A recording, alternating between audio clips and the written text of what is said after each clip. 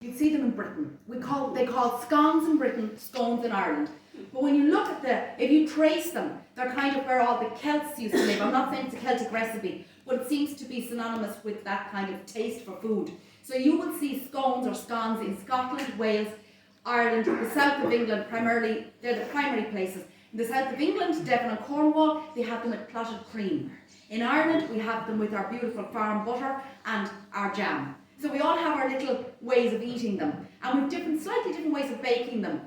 But let me start now and just make a bit of a space here first. The flour. So I want to show you the flour. So this is not sifted, and you don't need to sift it because I'm going to show you how to aerate. But this flour here, this is what we call cream flour. Now, you're not to worry, this is a flour you can get at home, but it's an unbleached Irish flour, but it's a cake flour. So that's important. So for making scones, it's not your all-purpose flour. It's your cake flour. Because Irish flour is lower gluten. So it's akin to your cake flour. Your all-purpose is a higher gluten flour that you can use for making pizzas and so on. I know you get higher gluten again, but you need a softer flour. So that's your cake flour. So that's your flour. And then we're just doing one time the recipe. I have the recipe in cups and everything for you as well, because we're grams here in Ireland.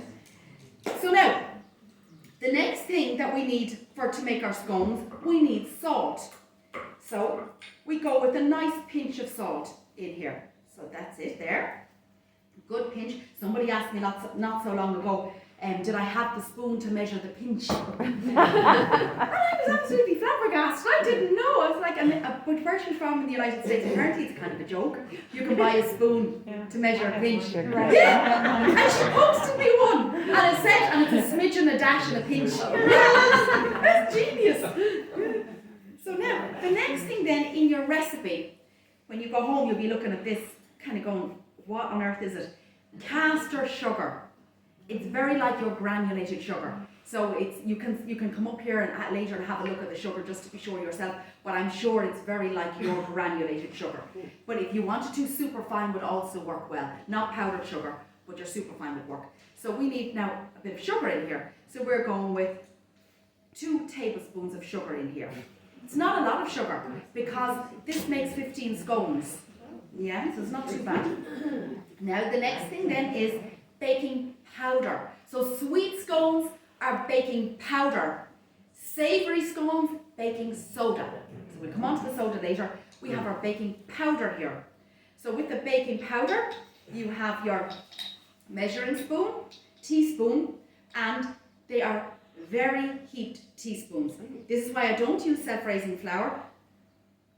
Right? So it's almost the same on top as it is underneath. Right? 2 really heaped teaspoons of baking powder. And now you aerate. So your hands go in, and this is where you can bypass the sifting. You can sift as well if you want, but this is a great way of mixing, as you can see now on the screen. You get it nice and high, and just drop it down.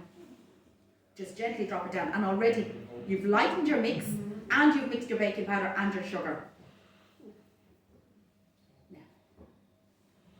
Just show you now, you can see it's a bit lighter now than what you saw earlier. You see? So now we're on to the butter part. And we had a knife, I think it's gone, but it doesn't matter because I wanted to show you a few ways of doing this anyway. So you have your butter like this. So what I always do is I just put the butter in like so, turn the butter in the flour. Can you see that? Mm-hmm. So that then just dries out the butter, and then you just start breaking off bits of the butter with plenty of flour on your fingertips. So you can use a knife, or you can just break it up. Because it depends on the quantity you're doing. If you're doing like half recipe, you just want to get a feel for it, get your hands in there. Now you see the way it's just sticking? Just keep dipping it in flour, because already then you're mixing it in. With this, the difference with this and making a pie crust is the butter needs to be fully rubbed in. So your mix is going to look like breadcrumbs or ground almonds. And I'll be showing you that now in a minute. So if this starts to get sticky, just start getting lots of flour on. So this is a great way of starting to get in. Listen, if you've taken your butter straight from the fridge and you didn't soften it beforehand, it is a nightmare trying to rub this in. So what you do is you just pull out your food processor and put it all in. You can cut the butter in with the food processor, but you have to finish the recipe by hand. So we just have, it's very rough like this now at this stage.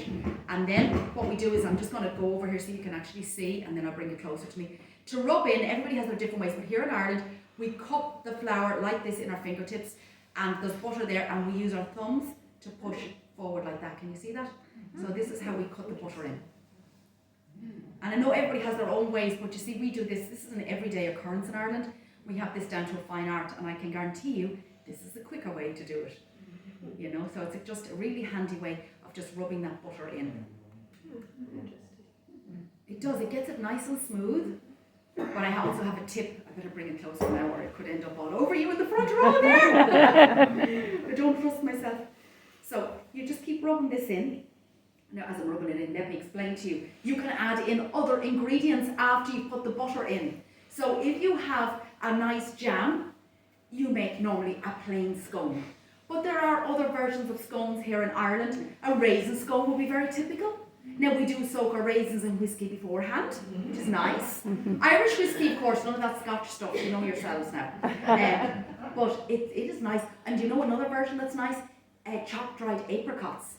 Again, soaked in whiskey or brandy if you wanted to push the boat out a little bit. Or just soaked in water a little bit even, just to soften them, and then pat them dry, and then in they go. They're very nice.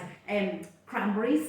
Then blueberries and white chocolate chip is probably more American than Irish, but it's nice in scones. But one of my favourite Irish versions, for when I'm not serving with jam, is pear, almond and ginger. It's so nice. It's in one of our cookbooks. It's a family kitchen thing. All you need is a diced pear, peel and dice your pear, a handful of ground almonds, and then just chop up some ginger. Crystallized ginger is lovely, not fresh ginger. Crystallized ginger, or powdered ginger, either. One or the other, and it's absolutely lovely. And you don't need to worry so much about changing the recipe. You still go with the same quantity of butter and everything. It's just the milk that we need to check, which we're going to go on to now. See, so now, let me bring this closer again to you. See now? Yeah? So that all happened in that space, but let me show you now another way just to be sure, because when you shake the bowl, you give the bowl a good shake, like this, kind of, now, and already all the butter lumps there, they all come to the top. So that's handy. But here's a great way of actually really fine-tuning this. You take it up like this and you just rub between your hands like this, and you get a lovely smooth mix. Yeah, really nice. And then you'll be happy with your mix. Now you'll be wondering, why would I go to all that trouble? Like, surely just barely rub it in, it'll be fine. But actually, we're making scones, not stones, remember? So we want every little bit of flour lightly coated in butter. We want it to be nice and soft. So this is where we're coming from with this one. So now, we just give it a nice rub, and you'll see that this makes all the difference. And now we're on the home stretch. We're ready for the next part. Let me show you now. See? Yeah, happy with that? There's one more thing I want to do before I actually start getting my hands really messy. I want to make an egg glaze. So, what I have here is a whole pan egg, and we crack it. So it's the whole egg we use, and we put water in here. Yep. And we try not to put the shell in. So if shell goes in, use shell to take it out. You know that part, don't you? Shell for shell.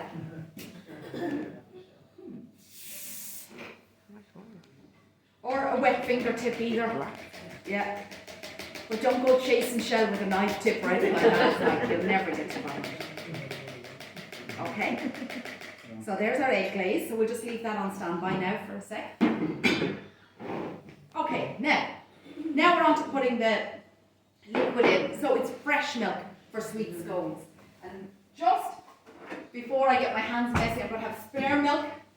Right, I didn't measure the milk. I want to show you the texture that you want to make scones, because you'll laugh, this is such an Irish thing, but some of it depends on the weather. Yeah. So if you live in a very humid environment, flour takes in moisture from the atmosphere, so you need less liquid when you're baking. Or if it's a wet day, or if you measured out your flour and left it out, you know, and in a damp area or whatever.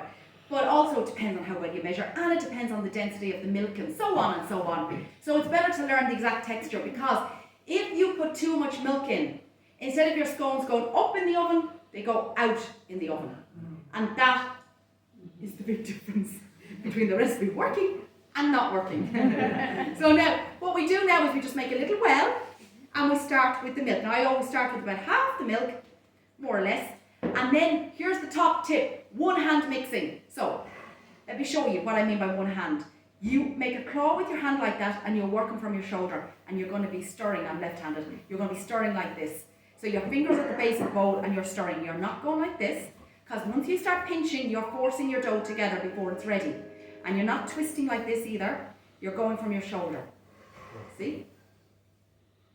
Like this. See? And as you mix, you start mixing the dry in with the wet. See? You're just stirring like that.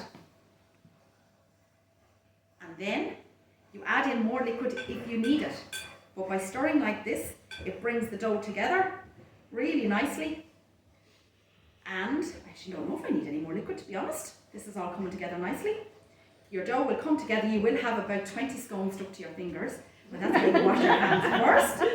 But your dough will all come together. And actually, I can't believe it, I measured it spot on. Wait till I show you, look. Oh, yeah. There, that's a first. I don't believe it. Because I usually add in, like, start at the middle and then drop by drop where it looks dry, I add in a little bit more for it to come together. So now, so you take it off your fingertips like that, and that's why you wash your hands first, and then you need some dry flour out on your work surface, just a little bit of flour, and then you get your dough, and get your dough into a ball before you pop it on your flour, you see? So you're just taking it up and you're spinning it round to get it into a ball, and that's your dough. So it's not looking smooth, you see that? You're not looking for it, doesn't need to be the best, because a lot of people go, what about all the cracks? No, that's scones. Because if it's really smooth, you've kneaded this, which means you've overworked it. So you're not looking for smooth. So then, some of you bakers out here might know this, but when you do have sticky hands like this, dry flour is ingenious. So you just rub the dry flour over your fingers like this, and it just takes all those bits off, which means you can actually see your fingers again. But also you wouldn't wash your hands at this stage, because your sink would be in an awful state, and your hands would be damp afterwards, so you're kind of not helping the recipe or the mix. Now what goes in the bowl stays in the bowl. I see a lot of people doing this over the dough, and like, oh no, don't do that. So then we can put this aside for a sec. Leave that there. Now our dough, so now we just turn the dough in the flour and spin like this. Okay, so spin with your hands straight, you see? And then palm on palm, press down and spin and press. See, why am I spinning? Because if you roll with a rolling pin or don't spin, you'll end up with all sorts of zigzagged edges. And I want to cut as many scones from the first cutting as possible. So in order to do that, I need tidy edges, so I can actually get my scone cutter right on the edge. My grandmother used to do this. I learned this from my grandmother. And she'd spin into a circle, and then she'd get a knife and cut triangles. It never dawned on me as a kid that was an odd thing to do. But I think creature of habit more than anything. Now, you see the height? A good inch high, that's important. For your scones, if you make them too flat, they'll be crispy on the top, crispy underneath, there'll be nothing in the middle when you open them up. And what you're looking for inside is cotton wool, like lovely, spongy, soft scones. So you get your cutter, so you can use serrated edged, or you can use the flat edge. And again, because I mentioned my grandmother, if you don't have a cutter, you can just use a knife. You can cut your scone with a knife. So dip the cutter in a little bit of flour to start you off, and then you just cut your scones like this. And if it starts to stick, just back in the flour like that, one beside the other as best you can. And then it depends how many scones you get from the recipe, really depends on the size of the cutter. So I'll be able to tell you now from this one. I think this one, it's about a 2.5 inch cutter, would you say? Like that? Yeah. So we'll count how many scones, just so you know yourself. The leftovers you take up in your hand and you roll again, because we don't want all these bits from the counter coming into our dough. So we give it a nice spin like that. So you just, in your hands like that, you see, just around like that. You're not kneading, because again, if you do that, you can't help yourself. So by taking up your hand, there's only so much you can do with the dough as well. So you're kind of controlling how you handle the dough. So then another little bit of flour. Not too much flour, did you notice that? Not too much flour on the work surface. And then cut again. And you keep going at this until all your dough is used up. That's why it was important to cut as many the first time around, because the more you handle it, the tougher the dough is going to become for you. There we go, we cut out one more. There we go, and this is a scone nut. They might take off, you never know. So let's count now, just on this cutter, 2, 4, 6, 8, 10. We got 11 and a baby one. So, and that's the recipe that you'll be taking home with you, just so you know yourselves. Now, next part. Normally now, you would get your brush and you would gently brush the tops of your scones. And you would have your tray ready. So you've got, these are the oven trays. These are great, they go straight in, they fit on the shelves as well. But any oven tray will do. But it's flour on your oven tray. Look, little dusting of flour, no oil. You can use is it Silopat? What do you call it? Silicone? Silopat. Yes. What do you call it? Silpat. Silpat. Yeah, you can use that of course as well. But you don't use oil because think about it, oil heats to a much higher temperature. So if you put oil on the base, you'll have really crispy, like it'd be a bruschetta underneath. It's not what you want. Now, so then, here's my little trick. Here's our egg wash, and we put it out on a plate like this. You get your scone, the top of the scone, so you turn your scone, egg, sugar, sugar side up. That's brilliant, isn't it? And you can do 2 at a time. I mean, it's so much handier than getting a pastry brush out. Now, obviously, I'm making a tiny bit of a mess because it's a bit too far away from me with my 5'3" body frame here. But there you go. That is how you make your scones. And you see the way they're slightly spaced out on the tray? So, if you're making half recipe, go with a smaller oven tray. Like, it doesn't work so well if you kind of, say, put an oven tray in a big tray like this and you've got 5 scones on it. Because they're just too spread out. In Scotland, when they bake them all together. Because they're going to be soft around the edges. But in Ireland, we like them a bit crisp around the edge. But just get a tray suitable for the quantity that you're putting in the oven. And then in they go, and in 15 minutes, we will have scones. So that is how you make sweet scones, everybody. Let's get them into the oven. Do not let me forget them though. Luckily I made some earlier for you just in case. But obviously they wouldn't go far anyway with us.